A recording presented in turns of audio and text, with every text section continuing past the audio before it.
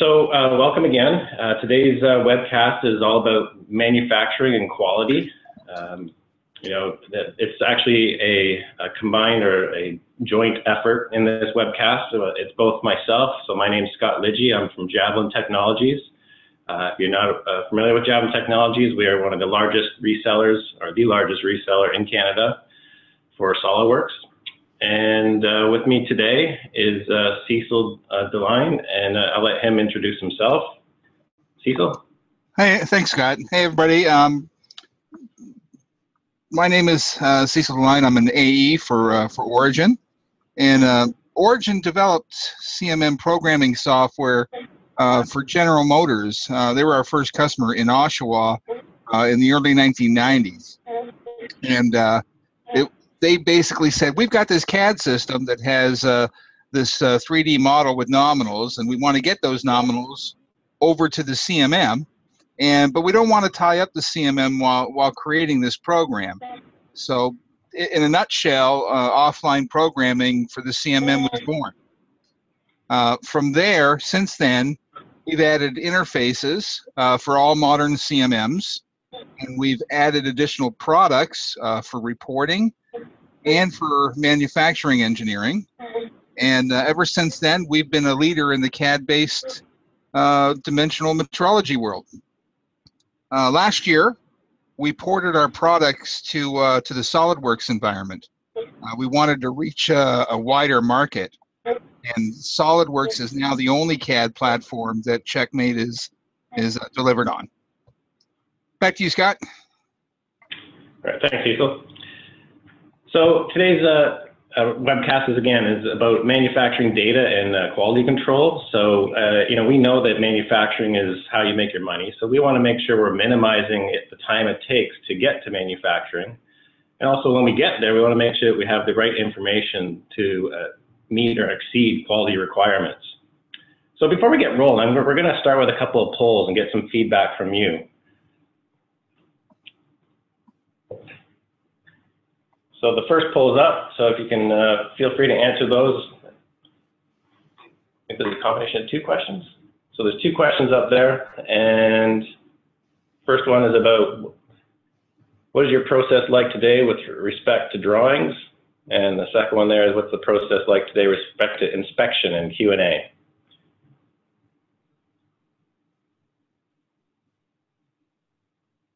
I'll just give that a couple more seconds to filter in with all the users online.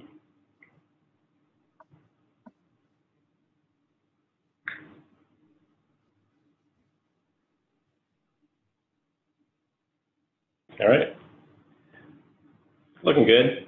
So thanks to everybody for giving us that feedback. Today we're going to cover first of all how do we get our manufacturing data or our PMI data to manufacturing. So we're going to talk about how in SolidWorks, leveraging the power of SolidWorks MBD, MBD standing for model-based definition, we can create the PMI data. From there, we're going to talk about how we can organize that data into what we refer to as 3D views that we can now publish out. And that's where we're going to output to industry standard formats that we can utilize in an electronic format on the shop floor, for example. At this point, we're going to pass it over to Cecil, who's going to look after the quality area. And by then, we're going to be outputting your finalized part. So let's start with how we create PMI using SolidWorks MBD. So inside SolidWorks, MBD is a separate add-in. So once it's added in the interface, we'll go down to the MBD tab, and we'll see a lot of great tools to start putting on PMI data onto your models, whether that's a part or an assembly. So in this case, we're looking at a basic part. And just bear in mind, the reason we're doing this is that because, we model with a lot of very simple dimensions typically inside SolidWorks, but that's not always the information we want to pass along or need to pass along to manufacturing.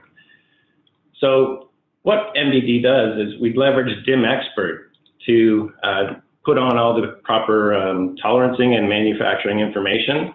And there's a lot of ways we can go about this. First one I'm going to do is just a very quick, easy to use automatic method to put this data on. So I'm just going to start by picking off a few datums And I'm going to automatically search out features that I want to dimension up. So SolidWorks has now put on all the appropriate information to manufacture this part. You can see that the part's gone green, which is very handy to know everything's been captured with respect to manufacturing this part. Maybe to show that off a little more, if I took a dimension off, you'll notice that now one of the faces is turned yellow. It doesn't have quite enough information to fully tolerance this part.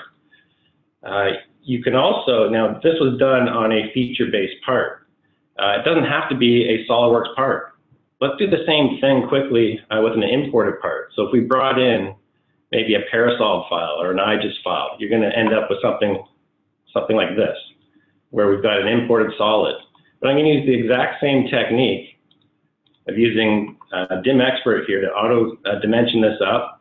Again, we're going to use prismatic shape, geometric tolerance style, pick off some datums, and then hit go. And we're going to just get the exact same results as we did before. Okay, very quick and simple there. Now, in some cases, you're going to want to have a little more control over this.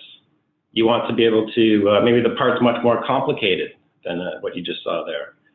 So, we can do a combination of many different things. We can use some automatic feature recognition and then intervene with some manual processes. So I'll show you how easy that is as well. Maybe we'll start out with some automatic again, just to say I want to pick off a couple of datums.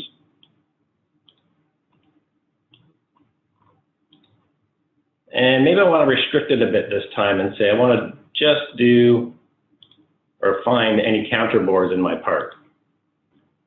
So filter through and say, and tolerance of just that. Okay, from here, maybe we want to, again, have a little more control, a little more manual approach. Maybe we're going to go back into the auto dimension scheme, pick off the same datums, if that's what you want. If you want to add more datums, we could do so as well. And we'll do a tertiary datum here again. This time I want to actually select features. So we'll switch that to this mode. Now I can just pick geometry on the part, and again, hit go ahead. All right, so again, we're getting all the tolerancing information, reference positions back to our datums and so on. And you can see as we go through this, we're getting more and more green faces. Now we can actually go even more manual. Let's just put on some location dimensions on here. So if I grab an edge, we're going to get, again, dimensions like we're used to seeing, but again, the fully toleranced already. All the tolerancing is coming from the setup or the options in your default templates. So let's do another one here. Let's put on a size, and we'll do a couple. First one I'm going to do is the thickness on here. So nice little interface to help me out to say I want to apply a thickness between these faces, check mark, and again, place that dimension. If we check out what we have so far, you can see how those are yellow. They're still not totally positioned yet, but we will get there. Maybe another one would be another location dimension where I want to get the length of this rib. So again, we'll go in there and say I want to put a dimension between here and find the intersection of these two planes. And also do the same thing on the other side for this dimension. And then now we're getting that, again, that dimension we're looking for, either the aligned or the horizontal or vertical dimension for that positioning. And then again, if we want to go back to the method of automatic dimensioning, we can do that as well. You notice that the interface over here is really informative too in the DIM Expert. It's telling me when objects are not fully defined yet. You'll also tell me when they're over-defined. We've got too many dimensions trying to do the same job. And we can look at this many different ways. I actually prefer the annotation-based tree, which gives me a very good overview. Here's my datums. Here's my all the other dimensions pertaining to the manufacturing. Another really cool feature I like inside DIM Expert and model-based definition is the fact that as I start to hover over any of these values, it will point out what it relates to as far as datums and so on.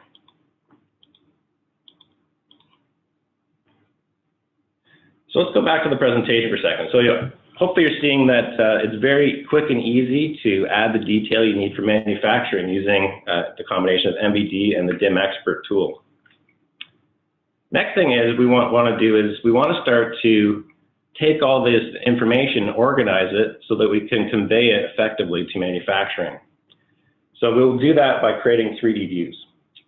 So back inside SolidWorks, let's open up another project. Maybe we'll start with, let's take a look at where we're going to head to, and then I'll show you how we actually get there. So we'll start with this gear plate. So when you have SolidWorks MBD installed, you'll notice you have a 3D views tab on the bottom. And so this is where we've already taken all those dimensions and organized them nicely so we can have, maybe we want to see everything. There's all the dimensions. Another really cool feature to actually view this information is turning on the dynamic annotation view so that as I rotate, the appropriate dimensions come into view nicely for me. If we go back to the other standard view that we have preset, we can see we've got a top, the front, we've got the right view. Another thing we can do with model-based definition in the 3D views here is actually organize display states and also configurations. So if I go to version 2 here, you'll notice that I'm showing now another configuration, leveraging sometimes even the same DIM expert information.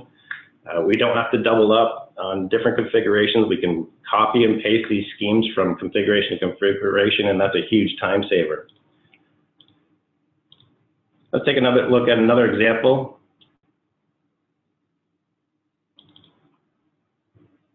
Another difference with MBD is that we can use DIM expert at the assembly level. So if we're wanting to show positioning of parts and how parts go together, there's the front view of one of the sub-assemblies, top view.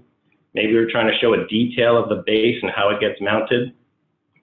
Exploded views. Remember, we can put all the information on these drawings as far as tables, dimensions, ballooning, notes, surface finishes. Any annotation can go in the 3D environment. Change the display. Maybe you want to show a hidden line removed view and back to a shaded with the sub-weldment there. And the last one I'll show you before we actually do some of this work live is let's take one look at this model break view file. So here's a weldment environment or weldment part. And what's really cool is there's a couple of features that came out in the last couple of releases of SolidWorks. Just again, browsing through quickly to show you that we've got detailed views of some of the different areas of this weldment. But maybe for a frame like this, we want to show a model break view, something that you would typically see in a drawing environment. So we can do that now in the 3D environment by simply setting up the same sort of cut planes you would have done in the past in a 2D drawing. We can add multiple steps.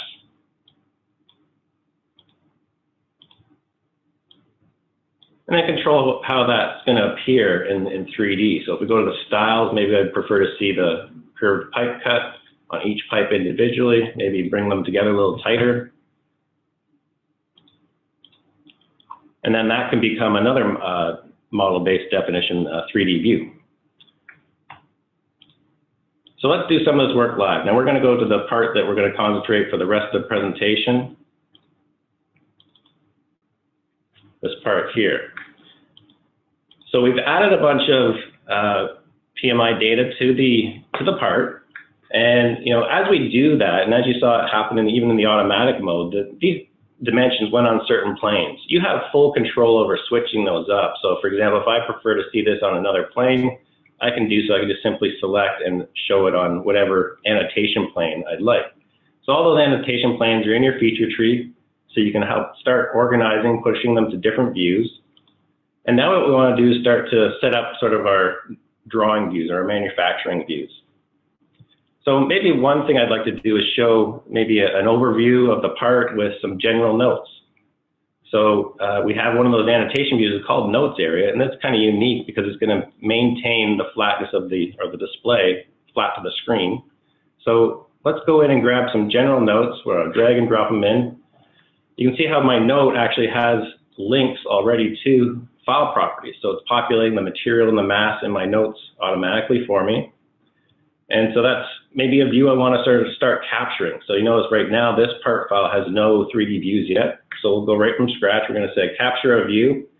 I can give it a note. So maybe this is going to be a cover image And as I said earlier, we can control in a 3D view what configuration we're viewing, what display state we're viewing it in, and lastly, what annotation planes or annotation views we want to show.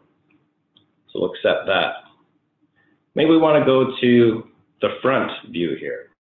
So let's activate and reorient. And maybe that's another view I'd like to take. So again, we'll capture the 3D view, take off the notes area, so we're just capturing that one. We'll go to the top view. So let's go to top, activate, reorient. There's another view I'd like, so capture,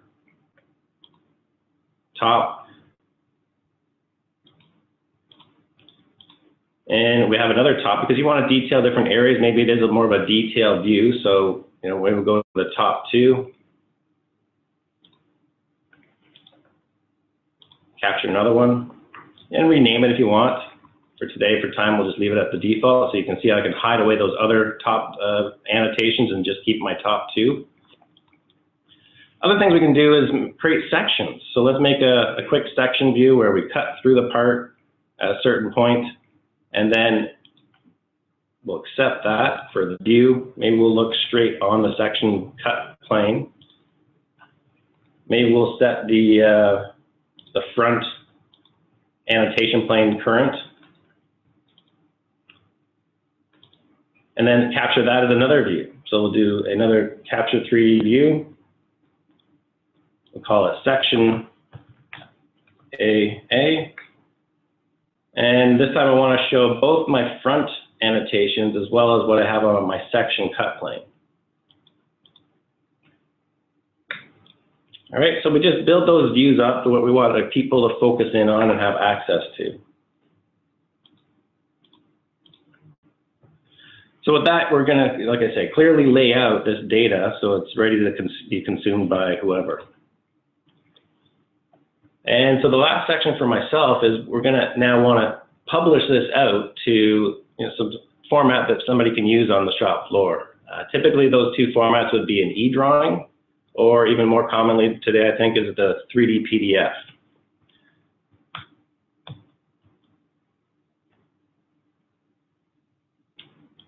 So let's start by sending this out to an e-drawing file. We'll do both. So e-drawings supports all the MBD information, including the views. So as we publish that out, in the bottom right-hand corner, you'll see when you've got when you have MBD information, all the 3D views, you'll have this button here, which gives me the same visibility we saw inside SolidWorks. It just allows the user to quickly toggle through and get to the information he needs at that point in time. You can always rotate around and get a better look at it, and that's where the difference is between model-based definition and a traditional drawing environment, is that you can just really clarify things by taking a look at it yourself. The other thing that MBD gives us is the ability to create 3D PDFs. So with MBD, you're getting also a 3D PDF template editor, so you can lay out your own pages. So for example, we just predefine the template. We can leverage SolidWorks tables and general notes. You just tell it where you want to put views, whether you're going to do projected views on other sheets, and that was actually a new enhancement for 2016, is that we can actually have multiple sheets and multiple viewports that we can configure. Once you have your templates created, it's again a simple click of a button to publish this out to a PDF. Pick your template, pick what views you want to send, and hit the check mark. We'll save that just to my desktop today.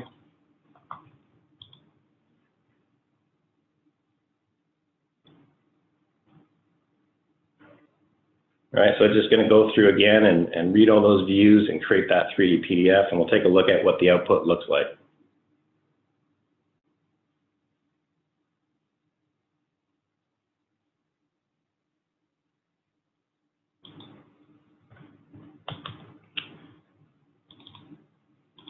So open up the PDF, and you can see how there's a nice job of, again, importing information from the model, give us our thumbnails that we can navigate to the view we want to see. Does a nice job with the rendering of the views and visibility on the dimensions. Again, notice how it's very informative. If I pick one of these dimensions, it's going to highlight what they pertain to. Again, just further clarifying the manufacturing information. Maybe show you a couple of other finished examples, what you're going to get to. The gear plate we looked at earlier, same sort of idea. There's the overview. And again, here's all my different views and accessing getting into the other configurations.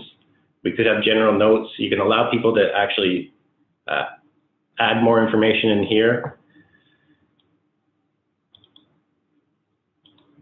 And if we go back to maybe that assembly file, right? So same sort of idea. We can navigate around quite easily. If you can take measurements if you'd like.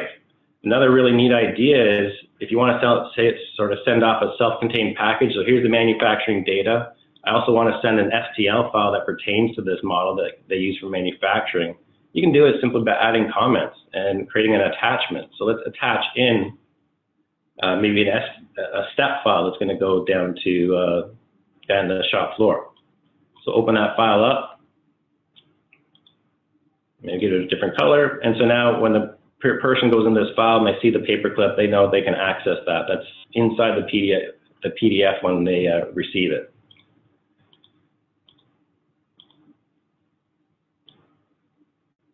Other things you can do in here is, we can right-click in any of these views and again, just get more information and change it to maybe a full-screen multimedia view so that we can, again, take a better look at the model itself. You can pick on individual parts and maybe I want to isolate it. Again, get a deeper look on that. Escape out to get back to our drawing sheet. You can show the full model tree. So again, it's just another way to navigate to the information we're giving people. You have the ability to turn things on and off. Maybe we don't want to see the TMI data at this moment. We can just toggle that all off or all back on. All right, so 3D PDFs are pretty amazing the way we can change the shaders, convey the information in a new and more informative way. And I guess the other key thing is it is industry standard format, so people are going to be comfortable working in it. So with that, I'm going to pass the presentation over to Cecil. So today I'm going to introduce our programming and reporting software, and starting by using or consuming the MBD already created within SolidWorks. So with the part here, you can see the DIM expert tree over here on the left-hand side, and we've got our graphics window here open with all the PMI annotations displayed, and over on the right-hand side is our CheckMate program browser. Now I'm going to explain a little bit more about this and what it does in a minute, but first things first, let's just get to it. And what we want to do is we want to populate our program browser from the Dimension Expert tree. So to do that, and this is all going to happen automatically. We're just going to press the button up here, and you can watch our browser as it becomes populated here with all the information from the DIM Expert tree. So our programming browser is a kind of listing all the features that were created, and it's also used as an interface for programming functionality. So what you'll notice, for example, is if you start at if we just look at the top here, you'll see plane 1 .a, and it matches. We get the same information. We take the name from all of the PMI information, the feature names, and if we kind of look in the graphics area, you'll see like datum A, and it's got a flatness of 0.01. And we've consumed that information. You can see here plane, flatness, and we've defined it as datum A. Say the next hole here that I've got my mouse cursor on here has a perpendicularity to A, and it's got a diametral tolerance, and it's defined as datum B. So if we look in the browser, the second feature, hole 1 datum B, it's a cylinder. You can see the diameter tolerance, and it's being defined as datum B, and then we have a perpendicularity back to A. So everything's kind of coming from and going straight over. Now in the graphics area, you kind of see these gold features. These are our feature measurements that we've created. And connecting all of these gold measurements are blue connectors. And that basically just kind of shows you the sequence or the order that the features appear in the program. So what really happened here? CheckMate reads down through the Dimension Expert feature tree to get all of the tolerancing, reference, and feature name information. And then CheckMate extracts all of the nominal information from the CAD model. And then the third step, CheckMate goes to our CheckMate defaults, and then it goes in and applies any kind of sensor information, like approach or retract, number of points, all the kind of things that a CMM would need to make it like a measurement feature. Let me just click on one of these features here. And if we go to the sensor tab, you'll notice like approach, retract, depth, even things like, you know, setting up the number of points you want to measure in a cylinder or in a hole. So we take all three of those things, the sensors, the nominals, and then the tolerancing information from the DIM expert tree, and we put it all together and create these features, measurements. You'll notice, say, for example, down in the front here, I've got this plane measurement. That's plane number 4, you can see here. And for example, it's got a 5x5 grid of points. And say the cylinder here, you'll notice the whole measurement there, it's got like 3 points going all around. Again, those are totally customizable and user definable from our defaults. So I'm going to just move now to another part that's been completely finished. And you just click on the programming tab here and we'll just open it up a little bit. So this is a completed program that would be typically, let's say, run on a CMM. And all the features were programmed automatically. And I chose a CMM to be used in the defaults from our list of modern CMMs. And that kind of defines how the part's going to sit on the table. And I also selected a probe that I'm going to use. So we're going to be running this on a CMM, for example. And let me just show you here. I'm just going to highlight a few features here, and we'll just simulate those so you can kind of see what we're talking about.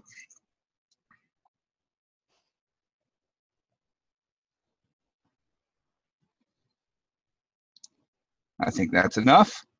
Okay, so everything that we do in CheckMate here is graphical or from our browser. So there's no program code to sort through. You don't have to be a DMIS language expert to create any of these programs. And because of that, that makes editing really easy. So for example, up at the top here, I've got the datum A, datum B, and datum C. Maybe I wanted those to be like manual measurements. I wanted to start out with a manual alignment. So I can just, very easily just click on these features, switch them from the yellow P, which is program mode or CNC, and switch them to N for manual measurements, just like that. So no changing of code or anything like that. A little bit further down, we've got a couple of holes here. There's hole number 3 and hole number 4. These are the small holes you can see in the graphics area. Maybe when I output this program to the CMM, maybe these holes don't even exist yet. Maybe we're creating a program in the middle of the process, measuring the part, in process. So we can just quickly, easily just turn off the check marks beside these features. And as simple as that, when we output the program, they're not going to go out. So we can save those from later when we're going to measure the final assembly. More editing that we can do. For example, let's say this plane number 4 here that I was showing you earlier. I don't like it in this position. So we can actually just drag and drop and change the order of this program too. So I can just highlight this plane number 4. Bring it down to the bottom. Maybe I want to stick it in front of that probe move right there. So now you can see it's very close to the end.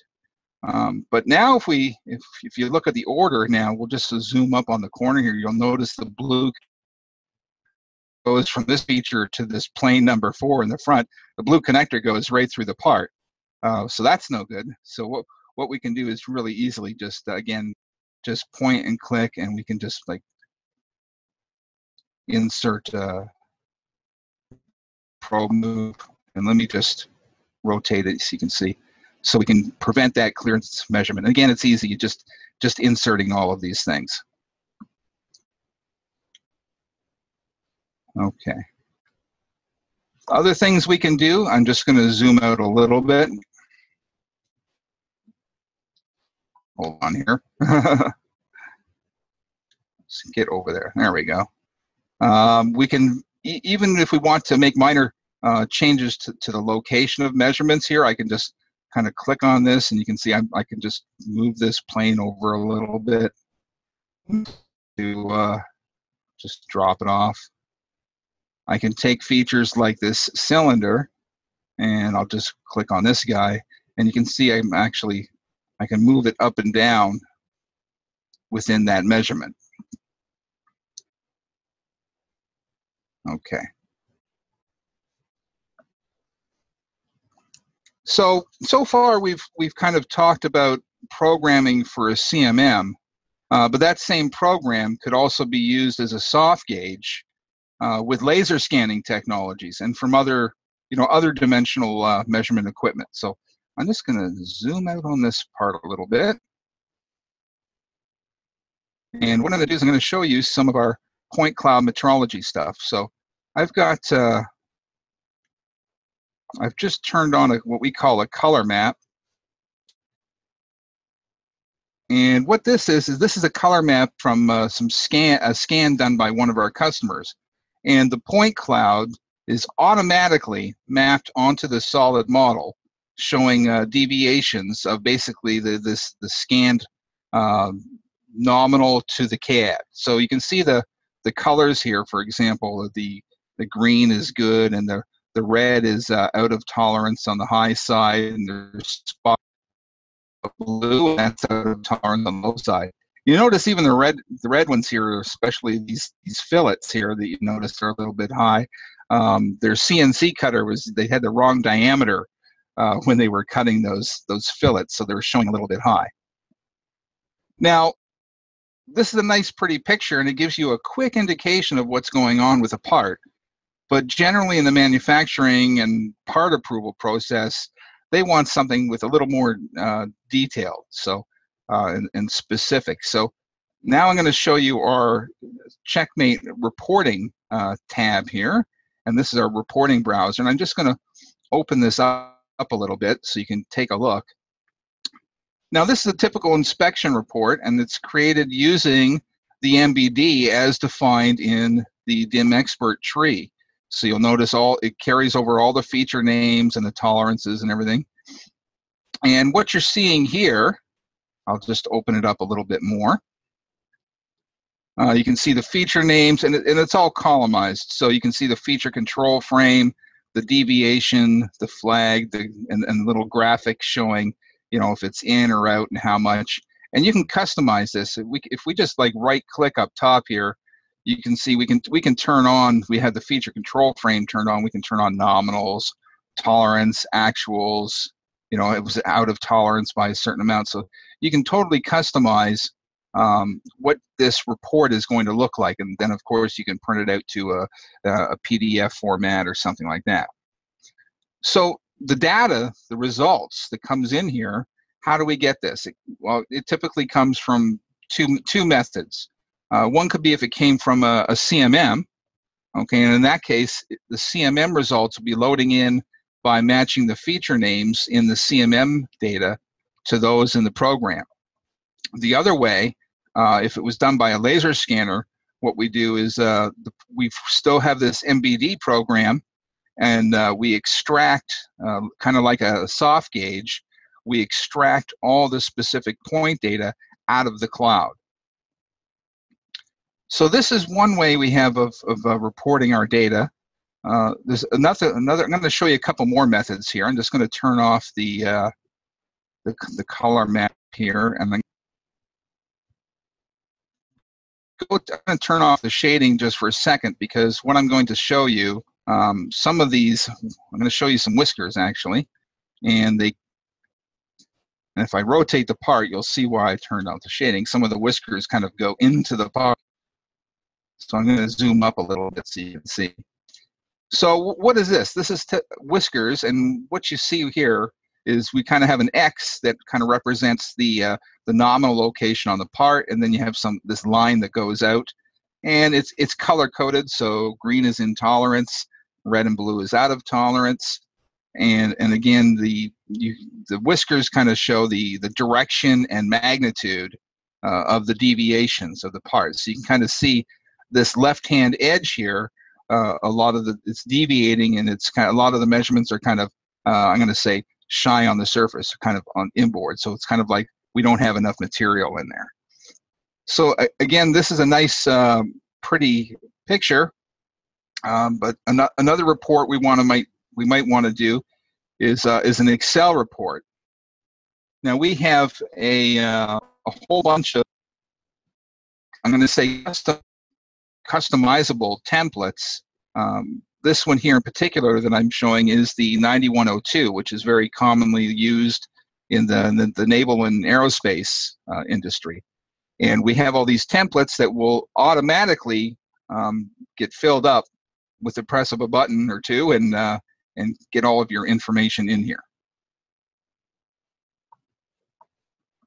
So we've been looking here at just kind of a single part. And I want to just show you one final example here. I've got another part that was scanned by a laser scanner, but this time the customer scanned 5 different parts. So what you see here is an average color map of an average of the 5. So what we want to do now, if we look in the reporting browser, we don't want to make any changes based on a single part. We definitely don't want to make any changes to a tool based on a single part. So what we do is we have these, you can see in the browser here, we've got parts 1, 2, 3, 4, and 5. And at the top here, it shows the average of all of those. So I'm just going to turn those off just for a second, all the individual samples. And we're just going to look at the averages here. And again, this is the reporting browser, and it's totally customizable. So I'm going to go turn on some neat things in here. I'm going to turn on, maybe you want to see the CP and the CPK for these 5 samples. Maybe we want to see the, let's turn on the standard deviation for all of you stats guys here, total range. And I'm even going to open this a little bit more, and I'll show you one more neat one in here, is the X-bar graphic. I'll just open that up a little bit. So what this is you can see the gray lines representing the tolerance zone, and the red and the blue lines here is showing the control limit. So you guys who are into stats and everything, you'll know what a histogram looks like. You can kind of think of this as like looking down on a histogram. So like I said, the red and the blue lines are your control limits. The magenta line in the center is your mean, and the green bar represents your population of your samples.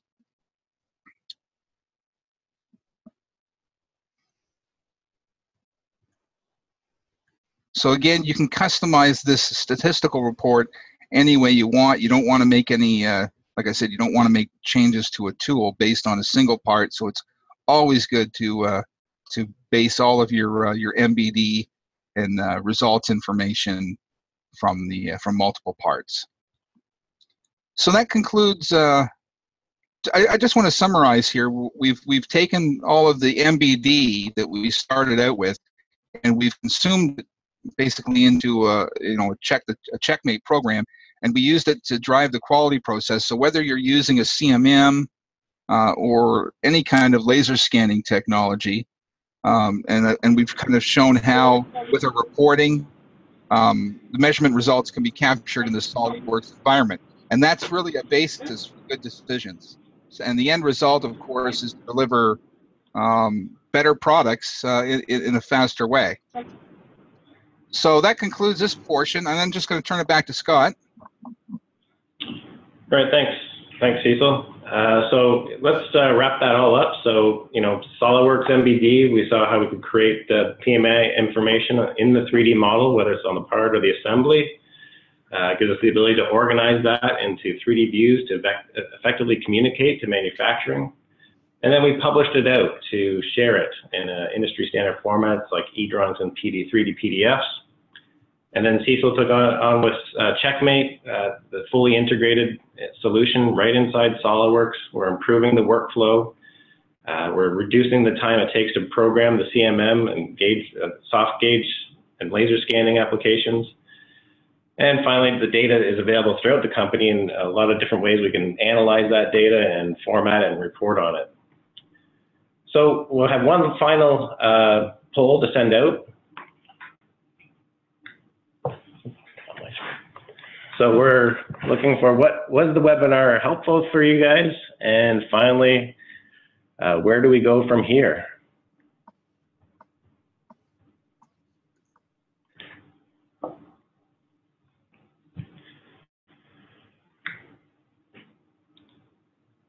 So again, I just want to say thanks for everybody for attending. If you have any other questions, we'll stick on the line for a bit, so use the Q&A tab if you'd like, or feel free to contact us through our website or the phone number you see on your screen here.